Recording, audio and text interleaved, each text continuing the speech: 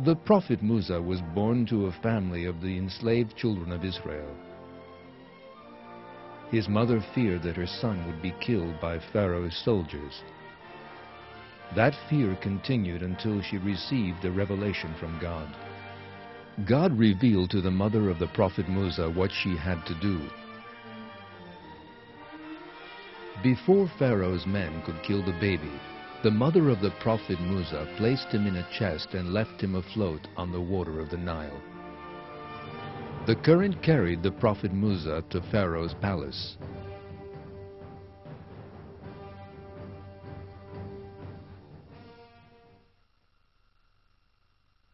The family of Pharaoh picked him up so that he might be an enemy and a source of grief to them. Certainly Pharaoh and Haman and their troops were in the wrong. The wife of Pharaoh said, "A source of delight for me and for you. Do not kill him. It may well be that he will be of use to us, so perhaps we could adopt him as a son." They were not aware. Thus, following the decree predetermined by God, Pharaoh and his family rescued the Prophet Musa from the river and adopted him. The Prophet Musa began to be raised like a noble Egyptian in Pharaoh's palace.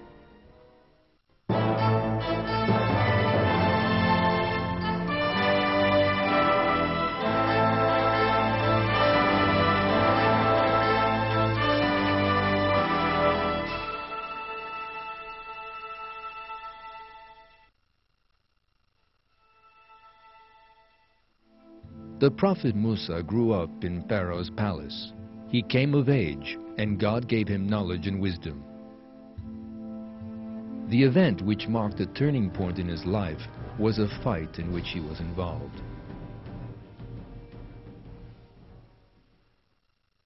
In this fight, the Prophet Musa took the side of the man who was from his party, without looking into who was in the right. Though he did not intend to kill him, the other man died from the blow. The Prophet Musa realized he had erred and repented, seeking refuge in God. He begged God to forgive the sin he had committed. He promised never to be on the side of sinners in the future. However, the Prophet Musa had killed an Egyptian. The Egyptians would seek their revenge. As we are told in the Qur'an, the Prophet Musa spent the night in hiding. Pharaoh and the leading men beside him discussed Musa's punishment, even the possibility of executing him. Someone who overheard the discussion came to warn Musa. At this, the Prophet Musa left the city and went away from Egypt. The Prophet Musa turned to the east of Egypt, to Midian, beyond the Sinai desert. Throughout all that had happened to him, the Prophet Musa continued to trust in God and pray to him. On the way to Midian, he said, "Hopefully my Lord will guide me to the right way."